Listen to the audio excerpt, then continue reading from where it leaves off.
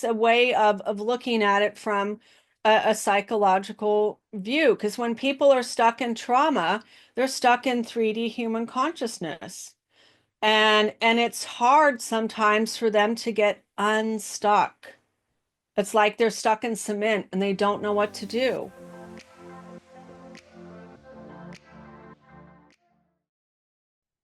Welcome to Holistic Healing Podcast. I'm your host, Luam, and today I have Kerie Logan with me. She is a hypnotherapist as well as host of Master the Upper Room podcast. Welcome, Kerie. Thank you for having me here. Glad to have you. Can you give us a little background on everything that you do and how you got started?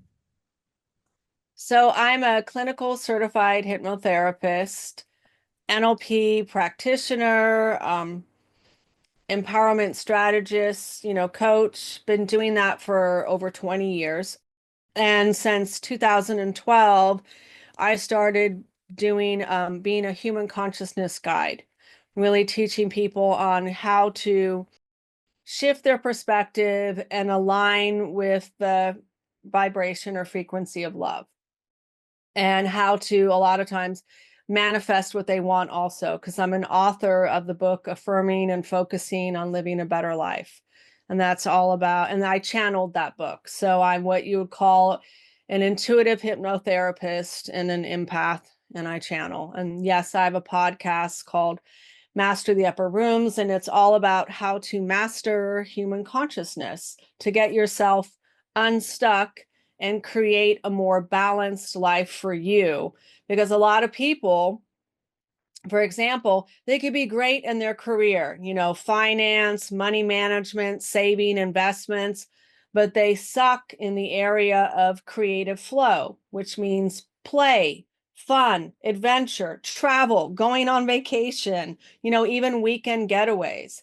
And so I really support people when they get burnt out or they get stuck, or they're like, I worked with one woman that actually created a health issue with her throat, and it all had to do with her being codependent in the men that she was attracting. And so I really help people find those areas of what is lacking, how can we create a better balance so you really enjoy and love the life that you're living, because this is your only life. I mean, this is the one you got here on earth. You mentioned you channel, and for those who are not familiar with channeling, can you explain that a bit? And do you channel a certain um yeah, can Being or you something like that. yeah, right. So I've heard various things from people. So how it started is I woke up one day and was told, by spirit, divine love, that's what I call it. Um, you're going to write this book, and here's a table of contents, and go sit in front of your computer and start typing. And it just flowed. All this information just flowed. And I just listened and I typed. I listened and I typed. I listened and I typed. And some of the stuff that I typed, I showed a friend of mine that works at UC Davis Medical Center. And her background is a social worker. And she was like, how do you know this? You're not a psychologist or a therapist or a counselor or mental health, you're none of this, but all of this stuff is in my continued education. How do you know this? And I said, I just channeled it. I just channeled all this information because they want to help humanity live a better life. And what was so fascinating was when I got to chapter 2 about understanding the power of our emotions, that's when I channeled human consciousness, and all of our thoughts and emotions have a vibrational set point. And so I was guided to go online, because what I was told by spirit, or up here, that science has proof that this is actually factual. So I went online and I actually discovered Dr. David Hawkins' work. he did the map of human consciousness. And I was like, oh my gosh, this is fascinating. Does he realize what he discovered? And when I tried to reach out to him that year, he died. So a lot of people wondered, was I channeling his wisdom that he didn't get to finish doing his work? And so since I couldn't get a touch and hold of him, I was, guided to coach people coming from that place. And I was just told, get everyone to line up to the vibration of love, line up to the vibration of love. So this is like an example of me channeling and me sitting down and them telling me, we want you to create this. And so and this is free on my website, Master the Upper Rooms. This is a chart of what is 3D human consciousness. And why they wanted me to break it down like this is some people really don't know what their habits, behavior patterns are that line up with these certain frequencies. So a good example is one time a lady called me up and she was hypervigilant, guarded, nervous, second guessing herself. She struggled with trying to go to sleep. Her mind would stew. She had fear of failure. She was wishy-washy, restless, irritable, withdrawn from society. And when I said to her, I think you're struggling with anxiety, and she yelled at me, I don't have anxiety. And I was like, but you have all the other habits and behavior patterns that line up with anxiety. I don't have anxiety. And so she couldn't connect to that, but she did agree. She was hypervigilant. She was suspicious. Her mind stewed off, and she agreed with all of that. She would not agree with anxiety. And I was like, okay, fine. So they had me create this chart to help people figure out where you're stuck. That's where your set point is. And then what you do is you look at this other chart, which is 4D human consciousness, and what are the steps to get you up? So the very first step is courage. Okay, it is. And that's the courage to do something different. We call those people warriors and heroes because, yeah, they're scared to do something, but they do it because it will save another person's life or it will advance whatever they're trying to do. And then the next step is where you're grounded, balanced, and centered. So when someone is mad, what does everyone say? Hey, chill out, calm down. They're telling you really to line up with 250, which is where you have that you're adaptable, you're grounded, you're balanced, you're centered, you're satisfied. And in that spot, you can solve problems in a positive way. Because when you're stuck in anger, you're going to react. You're not going to respond. And probably the choice you're going to make, you might regret later. So that's why we always say, calm down and then find a solution. Make sense? Yeah. Yeah. And so that's what I really focus on is seeing where the person is stuck and how can I shift their perspective to have the courage to see it differently? How can I flip it around?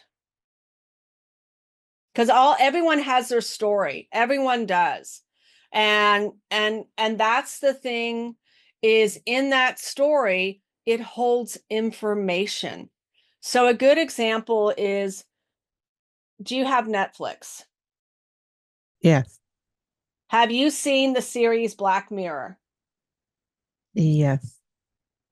In season 7, there was an episode called Eulogy. Did you see that one? I didn't get that deep. Okay. Quite Well, in that disturbing. episode, you see a man that lives a life of, I would call stuck in 3D human consciousness. He is bitter, resentful, angry. Everything is gray and gloomy around him. And he's invited to write a eulogy for someone that he met in his 20s in college that he fell in love with, loved this person. And he was confused.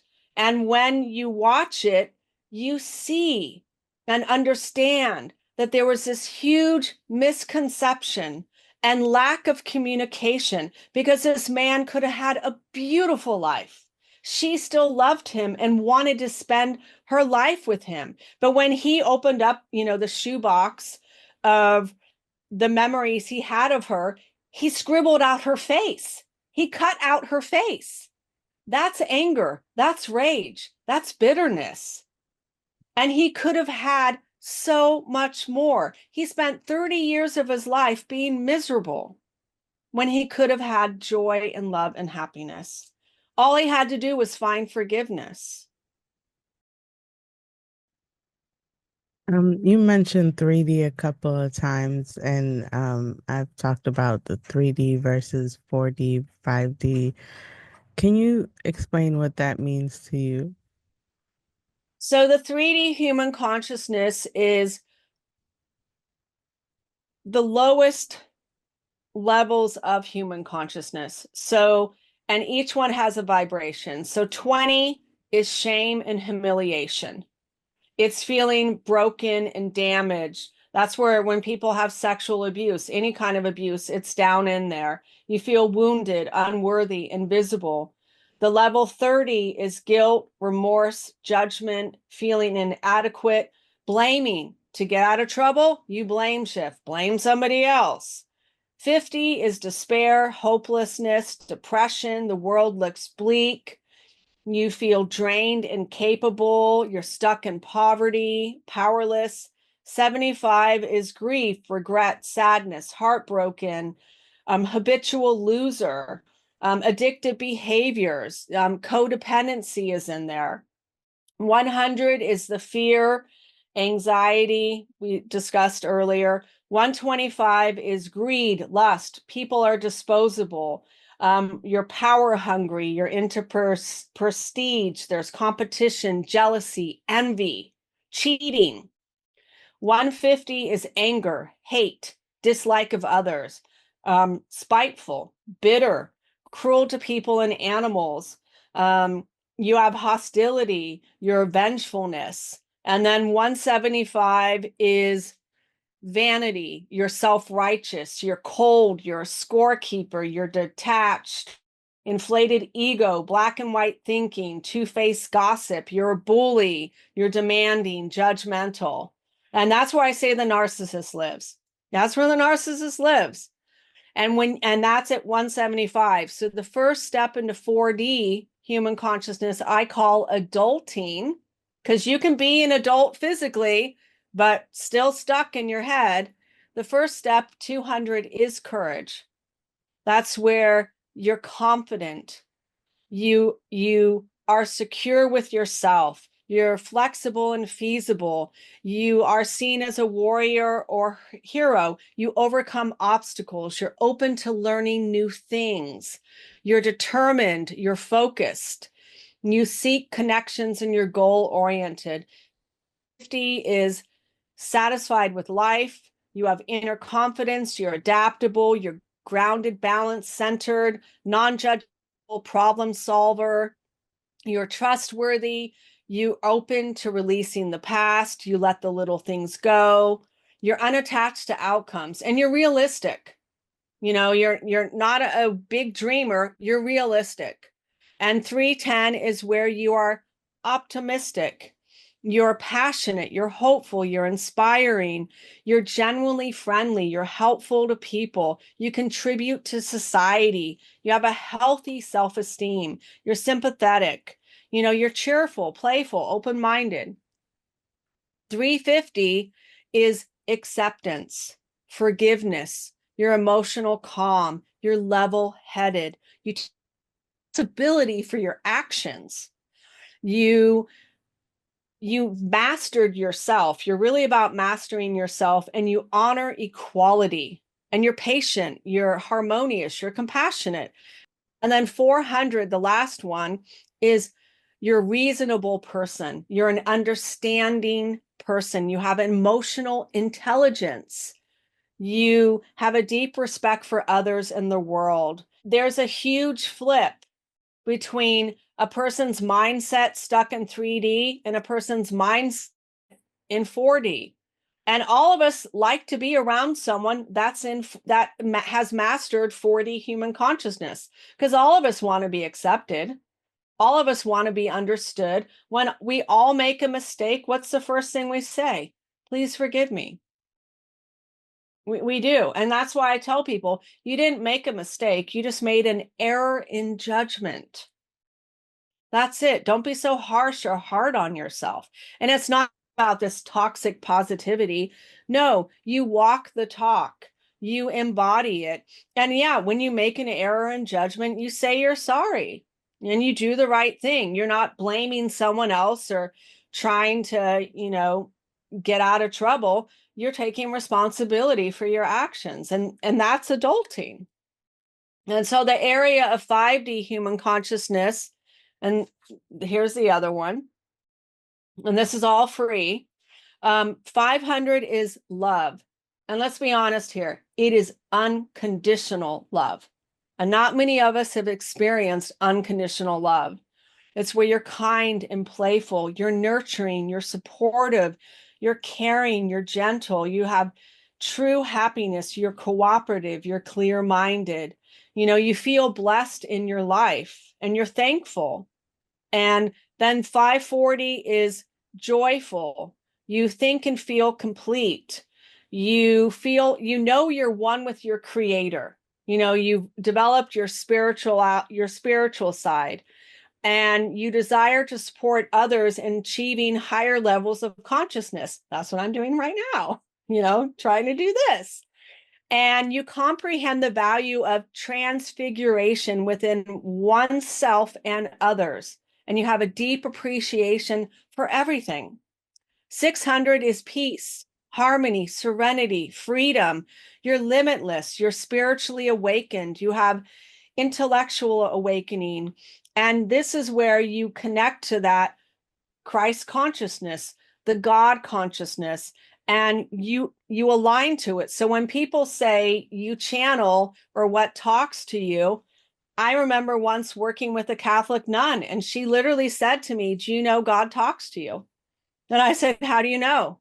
And she said, "Because everything you said in the recording, everything you described, I was thinking it or seeing it before you did, before it came out of your mouth. How do you do that?" And I told her, "Well, when I sit in front of my mic, that first 30-second break, I'm connecting to this and I'm connecting to you and I'm calling upon, God, the angels, your spirit guides, all of your ancestors and my ancestors to work together to help you, resolve what you're struggling with and allow all this information to flow through me for the highest and the best for this person." So I tell people, I'm praying for you is what I'm really doing. And I'm connecting. So then I just allow it to flow right out of me. And it knows exactly what to say, what you need to hear. And that Catholic nun had PTSD. And in 2 sessions, she was cured.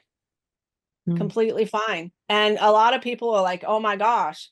And that was the hard thing, is she was told if the church knew I was here, I'd be kicked out of the convent. Yeah. And that's the sad truth. It's like healing there never should be any wall or barrier to someone getting a healing, and finding peace of mind and happiness. So the last level is 700 to 1,000, and that is pure consciousness, bliss. You can achieve that through meditation. You can achieve that through hypnotherapy. You can achieve that through, channeling. It's where you really are one with God and you're a positive influence for all of mankind. You're one with divinity. You're one with divine grace. You're calm. You have peaceful thoughts. And it's a beautiful place. And so the truth is we fluctuate throughout our day. We do. There's moments where I get irritated, but I realize that, hey, I have a choice. Do I want to stay irritated at this or do I want to let it go? And so the way I tell my son is, when we're around someone that could trigger you, think about it as seeds blowing in the wind, blowing in the wind. And when they say something that triggers you or gets a reaction out of you, a negative reaction, if you grab that seed, you're the one that's going to water it, not them, because it's your thoughts. And when you take it in, you water it by, I'm mad, I'm angry, how dare they say that? All those thoughts are like you watering it and you watering it, and you can lose sleep over it because you're stewing in bed over this one stupid thing this person said. And so I told my son, when someone says something that triggers you, realize this is your place of power. Just let it float on by. You don't have to attach to it and look at it as this person's just a jerk. This person's just mean spirited. This person's trying to get a reaction out of you. And do you want to take their bait or not? You have a choice. Do you want to respond or react? The choice and the power is yours. That's an interesting explanation of how I think of 3D, the different dimensions. It's almost like a psychological view of the different dimensions. Um, yeah, go ahead. Sorry. No, I was going to say it is. It's a way of looking at it from a psychological view. Because when people are stuck in trauma, they're stuck in 3D human consciousness. Mm. And it's hard sometimes for them to get unstuck. It's like they're stuck in cement and they don't know what to do. Mm. What do you feel like are some of the things that keep people stuck in these third dimensional, um, I guess, Well, here's a good, consciousness? yeah, so here's a good example.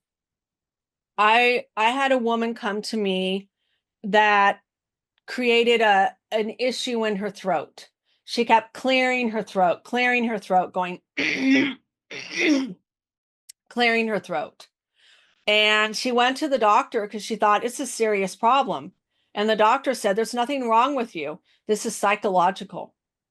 So she goes into therapy. And the therapist says, no, this is psychological. And, recommended me. You should go see this hypnotherapist. And so when I saw her, I pulled out this book, The Secret Language of Your Body.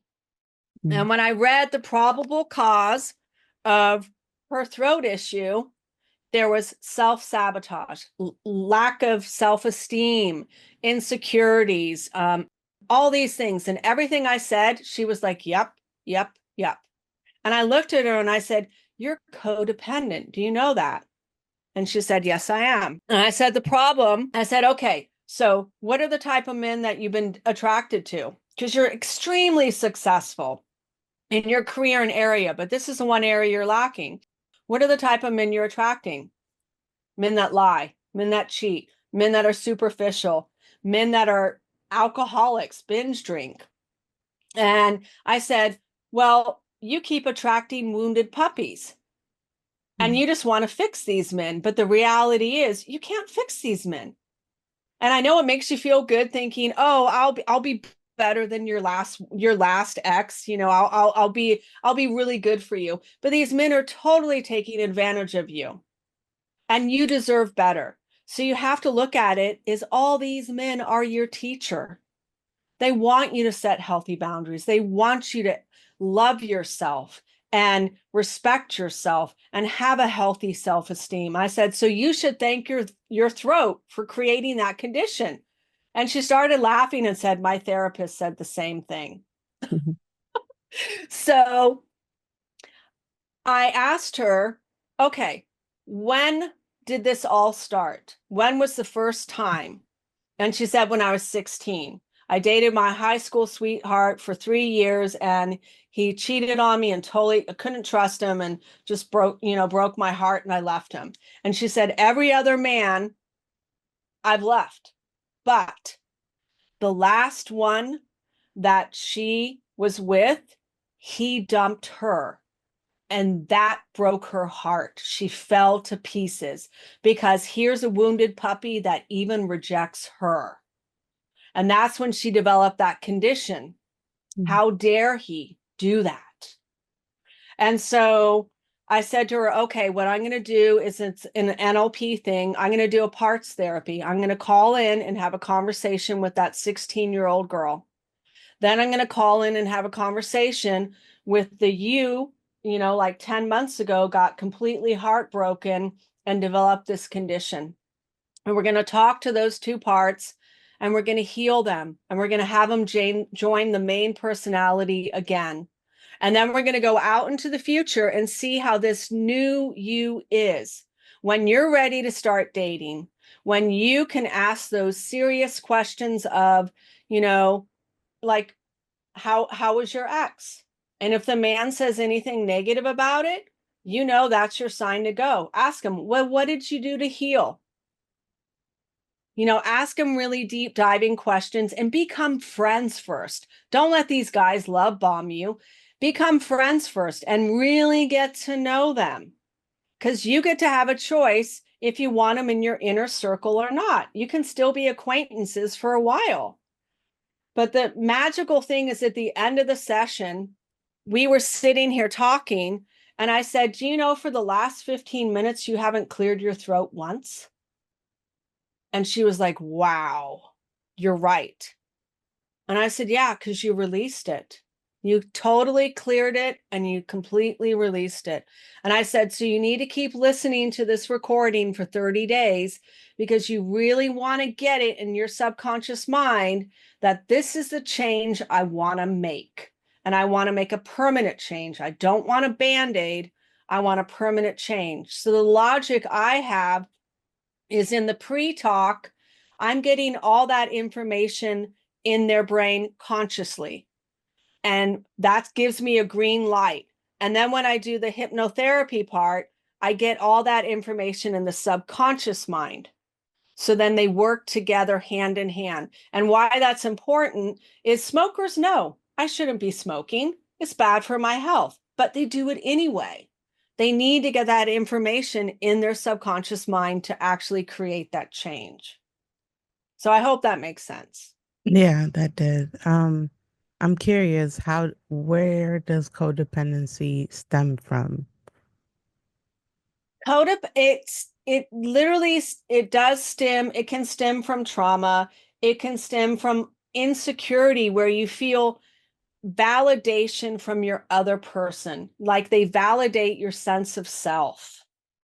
Mm, And so she was looking for that validation from other people of her self-worth, that she matters, that she's good enough. It's all those old core wounds where she was getting the validation from other people. So here's another thing that might surprise a lot of people, but when I used to go to the gym all the time in my 20s and 30s, and even in my 40s, and became really good friends with really buff dudes, all of them were so insecure. You'd have mhm. no idea. So insecure. And when I was talking to my husband about it, he said, yeah, because then this cute little girl comes up and is like, oh, you're so muscly. Look at those muscles. Oh, you look so good. And it boosts their ego, it boosts their self esteem. They feel good about it. But a man that's confident in who he is and his body and all of that doesn't need to be having these massive bulking muscles to feel or think that I'm good enough, I'm worthy. Does that make sense? Yeah, Yeah. it's just like models. Most of them are Yes. super insecure. Yes. Yeah. Yeah. And people don't realize it. They think like, oh my gosh, I want to be like her. And it's like, no, you don't. Mm, Well, and vanity too. I mean, you see some celebrities now, they're so full of fillers and plastic surgery that I'm just like, I would never want to be them. Never want to be them because they're stuck in vanity and every day they're probably criticizing themselves. mm. Criticizing this wrinkle, criticizing, oh, I gained 1 or 2 pounds. Oh, now I have to starve. I mean, that's not living. It's not. It's a miserable way to be. And so many people don't like their bodies. I mean, let's be honest about that. Yeah. Most of that is, trying to fit into societal norms, Yep. and the TV media Yep. And perpetuating what we're supposed to magazines look like. Yeah, social media. and airbrushing and all that stuff. Yeah. Yeah. And yeah, the technology is making it even worse because now they're allowing people to use AI and all of these editing tools to kind of look different. And that kind of, I think helps with the like the self-critic or the de kind of demoting yourself and not really liking the real you versus the AI version of you. Right. Well, my husband's kind of pointed out where he's like, you see this beautiful girl in this reel, and then he'll say, but her hand's all weird, or she's missing one or two fingers.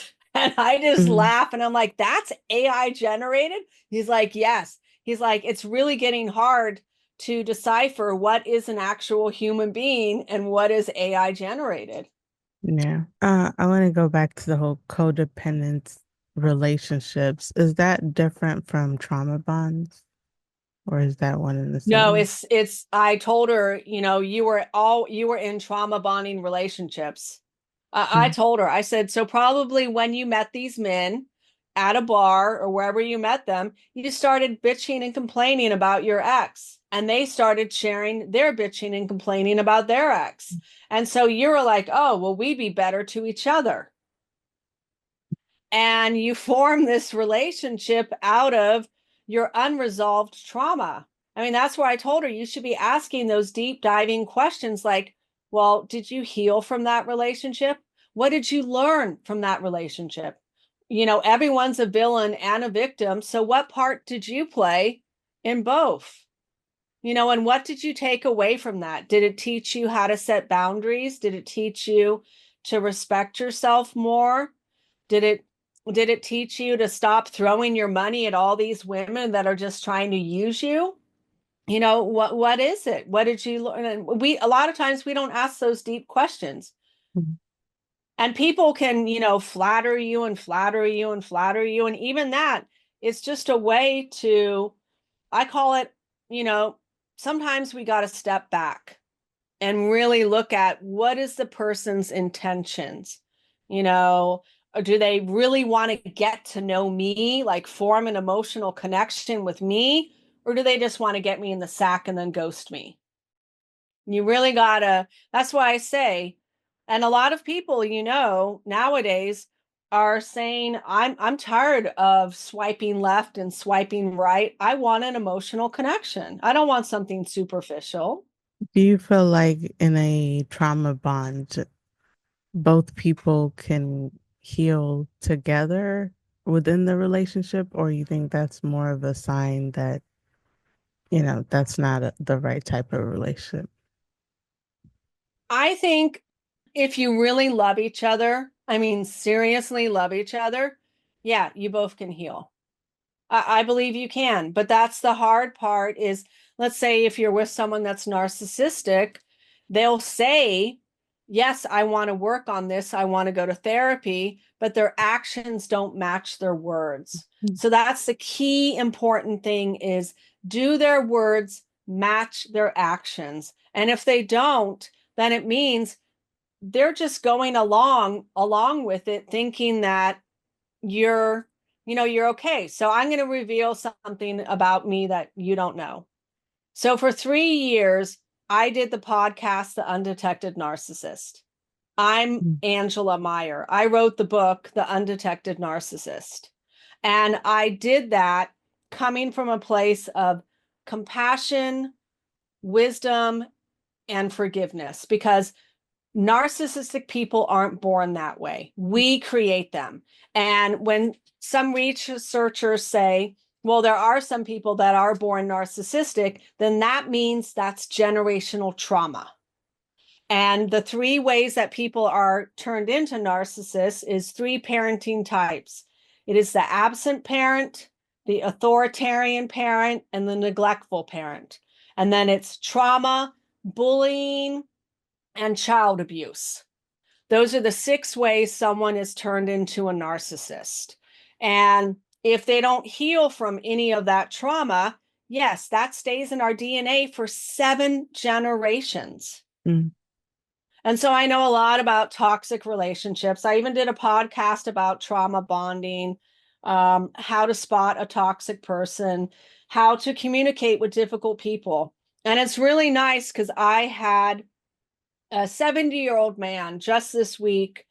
I coached him and I talked to him, and his wife is narcissistic. And he shared with me that he was listening to that very popular Indian woman that specializes in narcissism. I don't know her name. And she Yeah. did something recently about forgiveness. And she said, I will not forgive him. I will not. There's nothing. And he said, I said then, forget that. And he said, then I found you, and you have compassion, you have forgiveness, and you want people to see and understand them without hate, anger, or fear. And he's like, I just made that flip. And I'm like, I like your approach better, because he's like, because I still love my wife, but I can't live with my wife. And my wife is narcissistic and I want her to get help, but I have to file for a separation because now she's made me sick. Now even my doctor told me I have to leave this woman.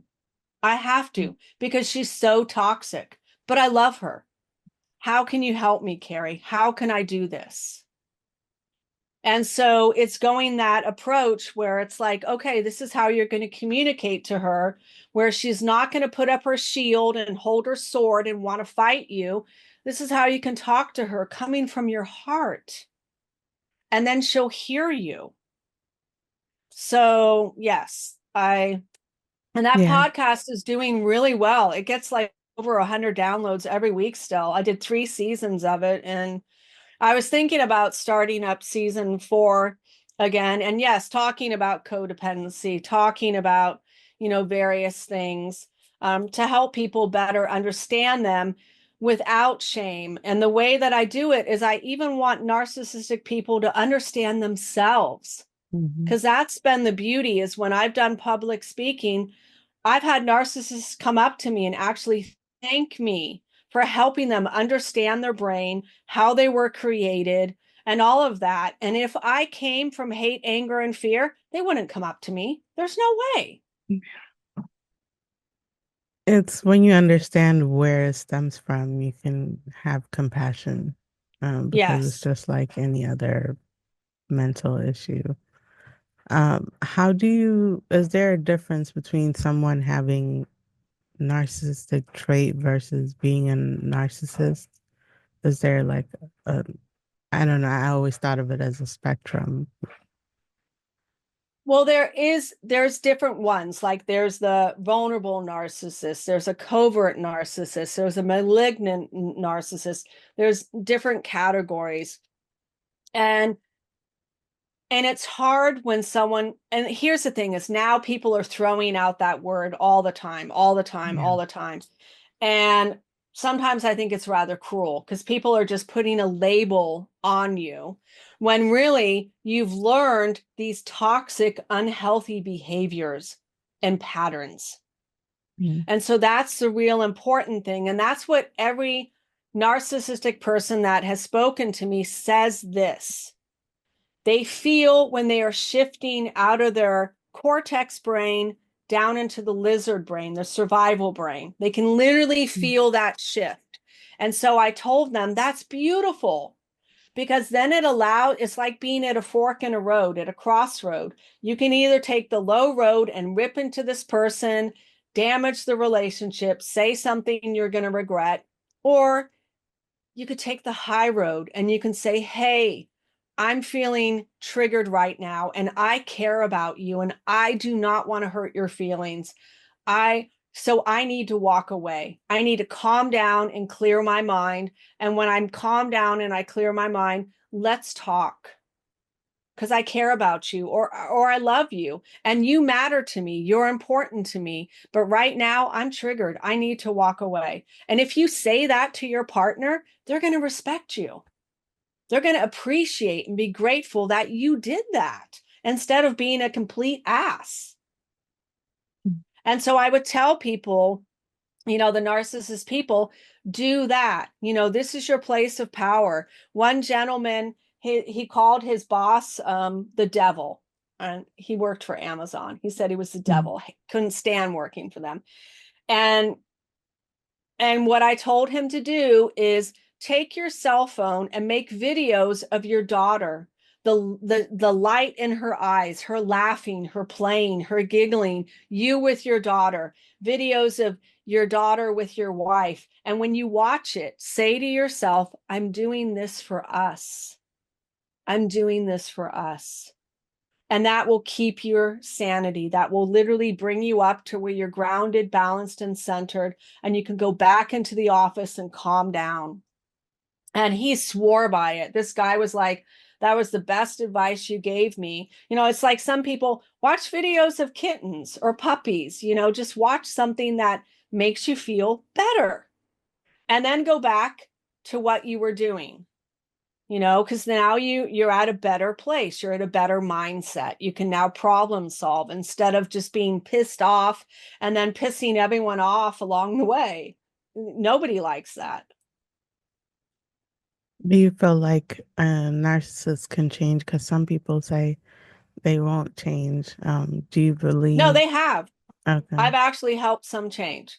And Okay. not many, but a lot of people that I've worked with, they have changed, and they've literally come to me and thanked me. Like that one gentleman, he was like, I've only said this to now 3 women in my life.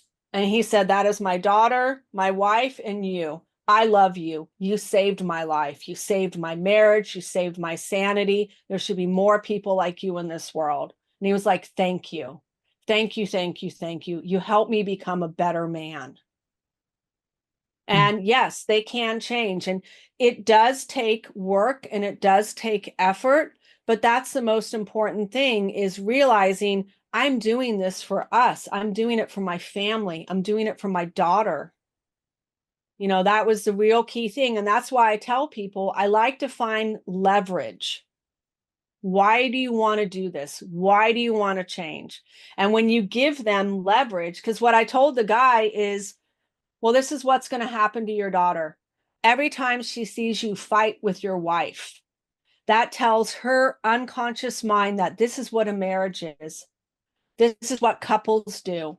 This is how people treat each other and talk to each other. So when she grows up, she's going to meet a man just like you, and he's going to break her heart and hurt her. Do you want that for her? And he said, no, I do not. He's like, I would be infuriated. And I said, so you need to become the best version of a man she needs to meet and be with. You embody it. You talk coming from a place of kindness, compassion, forgiveness, understanding, wisdom. You walk the talk. Earlier, you mentioned something psychological causing physical dis-ease in the body. Do you feel Yeah. the same way with narcissism? Could it cause some kind of physical Oh yeah, display? this guy had chest pain. I mean, all of our unresolved issues does end up showing up in the body eventually. It does. I mean, there's this this is a thick book. I mean, it's full of just all these ailments in here. So like the prostate gland, the triggering factor is feeling inferior, stuck, ashamed, suppressed, helpless, guarded, lacking confidence, trust and security, rejecting your masculinity, not sure how to express your feelings, carrying deep-seated disappointment, resentment, and guilt. That's just for the prostate gland. There's all these conditions, and you can clear it. You can clear it. So that's why I tell people it's better when you're young to take the trash out. Just let all that emotional baggage go and get clear. Your body, your mind, your spirit, all of that will thank you for doing that. You're giving yourself a gift. I know some of these things can be generational. How do you begin to clear generational traumas? So, what I do is I have them imagine a line of time over their head. Mm, And the line of time. So, for one gentleman that saw me, he had extreme anxiety. Oh my God, he drove me nuts because I could feel his anxiety. It was just so bad. And I looked at him and I said, "Ooh, your mom was like this, wasn't she?" And he said, "Yes, it drove me nuts. Oh my God, she was always just, no, no, no, no, no." Had his whole story. And I said, "Oh, and they're telling me your grandmother too, on your mom's side." And he mm, was like, "Yes. Oh, she was just as bad too." I said, "So that's generational trauma. It's in mm, your DNA." So I had him imagine that line of time and to go all the way back 7 generations and let's purify it. Let's bless it. Let's forgive everyone and wish and fill everyone with unconditional love and acceptance and that they are good enough. Let's just clear it, clear it, clear it. And what I like to do sometimes is I like to incorporate nature sounds. So I had the sound of rain. So imagine all that rain is washing all this dark gook off that line of time. And that line of time is getting clearer and brighter and more golden. And it's getting so clear. And now that it's clear, we're going to go out into the future and we're going to let it rain all on that. And we're going to clear any anxiety, any fears and doubts, any, you second guessing yourself. And we're just going to clear it, clear it, clear it, going all the way out. And when I do generational stuff, it it's pretty mind it blows people's minds. I interviewed one guy where he we did about money and I did a mm, podcast about it and he was like, when you did that, I didn't hear what you said for the first 20 times I listened to it. Because he's like, I went so deep, because there was stuff about his dad, his grandfather. But he said, once it was clear, I could hear everything you said. And his whole life changed because he was stuck in fear and anxiety, second guessing his financial choices. And once he cleared it, he was like, now I'm happy with money and satisfied with money. And I have all these opportunities coming my way. He's like, it's amazing. And I just cleared it. mm. How do you identify if it's generational thing or if it's past life? Good question. I worked with someone recently that had a past life issue. And a lot of times when I notice it's a past life, it's where it wasn't the soul's time to die. Mm, And they had regrets and they had remorse. And it's way different. So it is way different. So with this one woman, she said, ever since I was little, I felt like I wasn't in the right family. I was always depressed. What's wrong with this family? And she said, what child thinks that way? And she said, and I kept having these nightmares, nightmares and nightmares and nightmares of being chased by these men in suits and they capture me and they take me. And mm, then they steal from me. I lose my wallet. I'm losing this. And I just feel so lost. And I wake up, just so distraught and unhappy. And this woman was in her 40s. And I said, okay, so um, let's check this out. And so we went back to her last past life, and she was a guy. The guy's name was Paul, and he had the most fabulous family. He was so connected with his family. And she said that the love she felt from that family was mind blowing. She said the energy I felt of that love explained everything why I felt out of place. And she said, mm, yes, um, she was.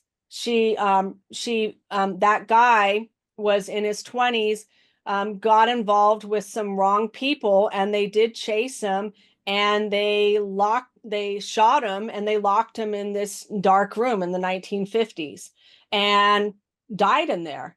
And the person was in such grief and guilt because he was taking care of his sick father.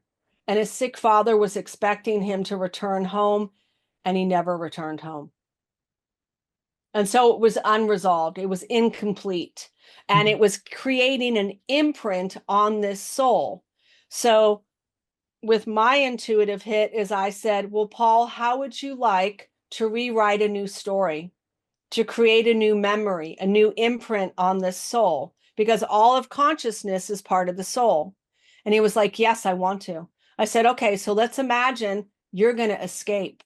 They haven't shot you yet. You found a way to get out of that dark, dingy room, and you got back home, and you're back home with your dad. And now see how happy and joyful your dad is to see you, and how happy and joyful you are with your dad.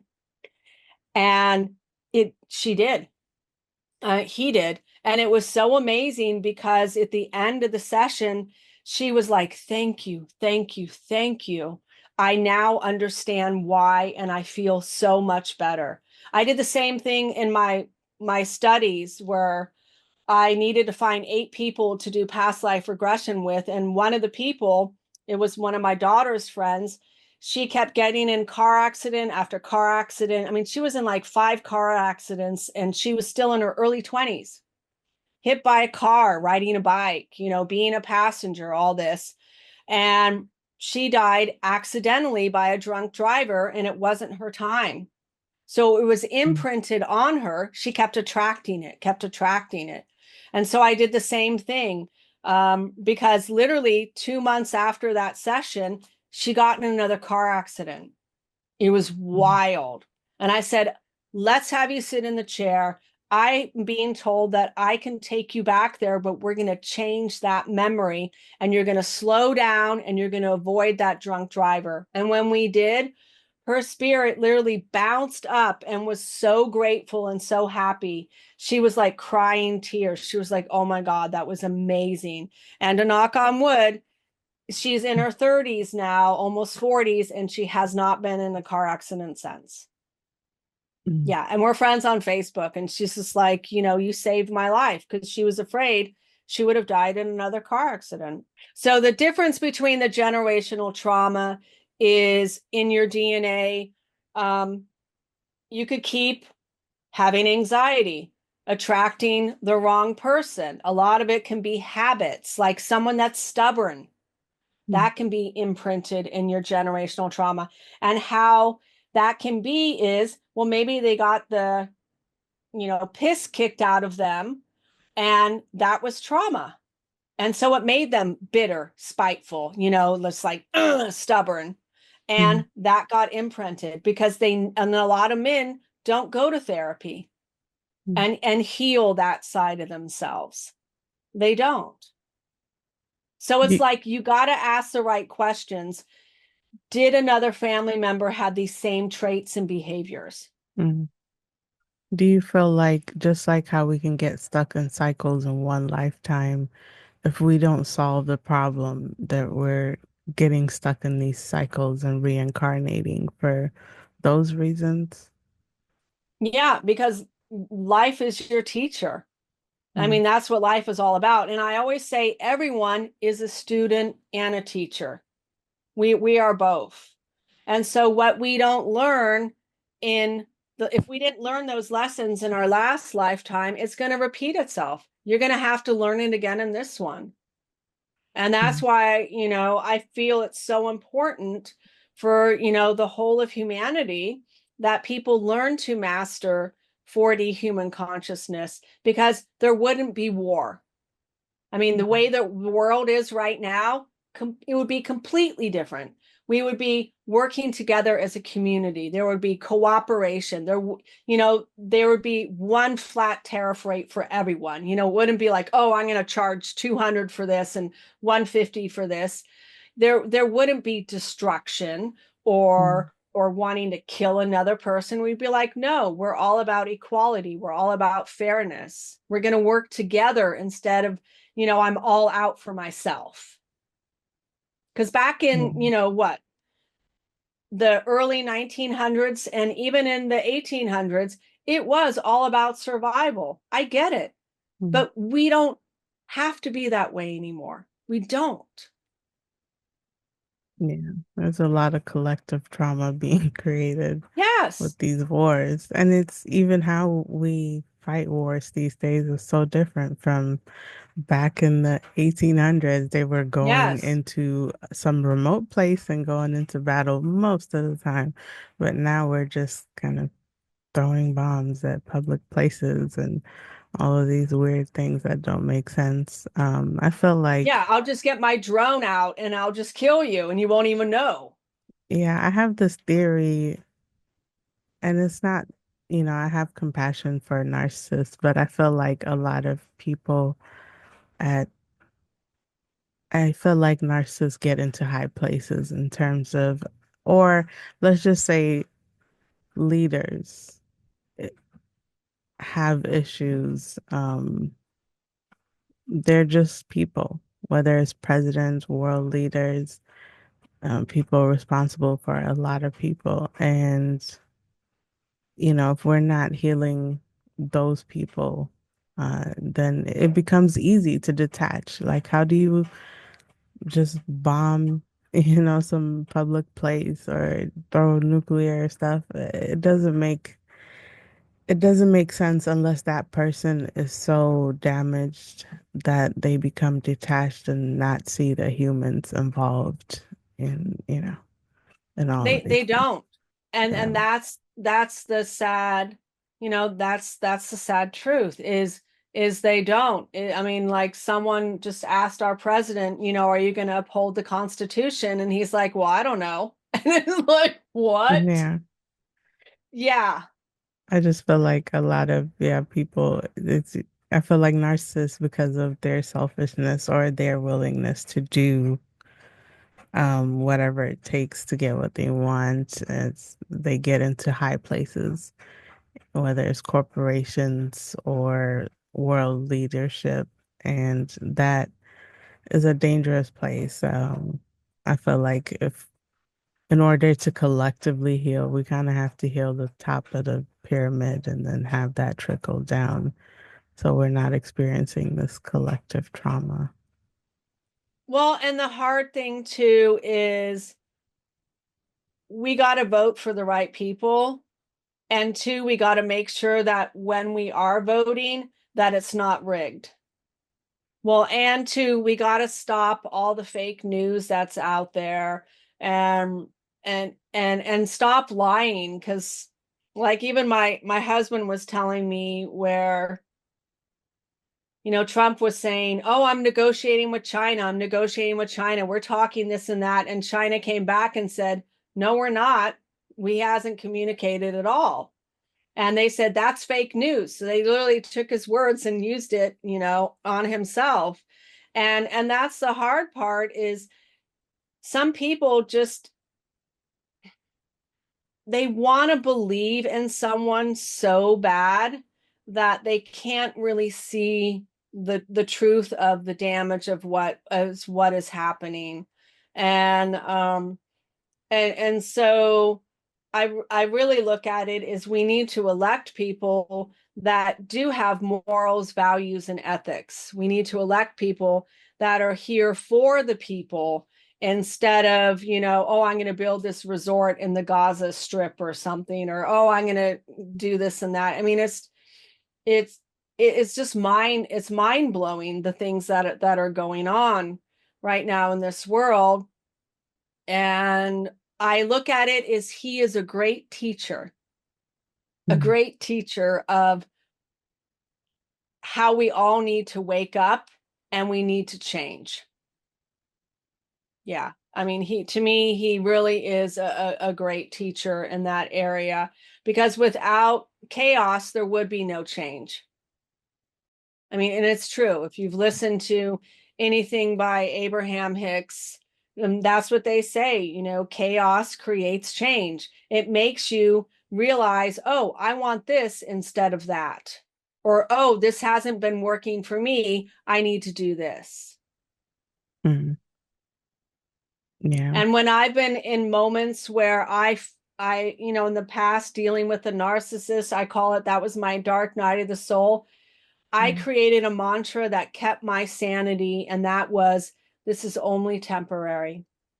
This is only temporary. And when I started to feel good, I then would say to myself, this is only temporary and only something good is going to come from this. I don't know what it is, but Mm. I know something good is going to come from this.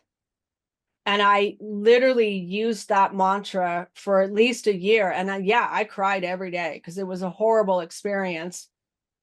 But I had to stay detached from it. I had to keep my sanity. It's like that saying, this too shall pass, or, it is what it is. Mm. And sometimes we don't know why this is happening or what it is. But if you have that attitude that it's only temporary and something good will come out of it, then yes, something good will come out of it. And something did for me. Mm. Yeah, it's a good way to look at everything. It's perspective. Yeah. Or else it will eat you alive. It can destroy you. It Mm. can get you. I mean, I did. I ended up getting PTSD from the experience. But I was determined I needed to heal from that because it was traumatic. Mm. Yeah, with that type of relationship, it usually takes a while afterwards because um I don't know if this is accurate, but with when you spend a lot of time with narcissists, you pick up some of their traits, and then even after you get out of the relationship, you kind of replicate some of the things that they were doing to yourself. So it takes a Well, you're while to stuck. heal. Yeah, you're stuck in survival mode. Yeah. So if they're always blaming you for everything, well, one day you're going to say, screw this. I'm going to start blaming you for the things that you really are doing. I'm going to call you out on your crap. Mm. Yeah. Mm. And even though it's not fair and it seems immature, that's why, because you experience what they call identity erosion. You lose your sense of self. You don't know who you are anymore. It literally fries the circuits in your brain. And that's why, it takes some people up to a year to actually heal from after being with someone that's narcissistic. And then they get afraid and they develop what you call an avoidant attachment style because now they don't want to be intimate with anybody. Harry, it's been an amazing conversation. I'm grateful for your insights. Is there anything you want to leave the listeners with before we close it out? So you can find me on well, the easiest thing to do is you can even just Google my name. It's spelled Kerie, last name Logan. I'm on Master the Upper Rooms. I'm on YouTube. I'm on Insight Timer, the meditation app.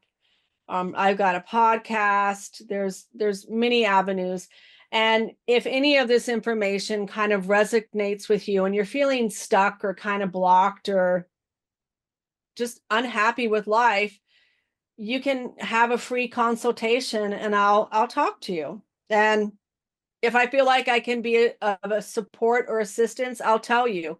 If I can't, then I'll refer you to somebody else. But I do want people to live a better life and have relief. So that's all I can really share. And yeah, there's lots of free images on the website. Just go to free stuff. There's free ebooks, free audios, all that stuff. Awesome. And for the listeners, I'll have all of that in the description. Thank Thank you, you. Carrie, and thank you for listening. Thank you.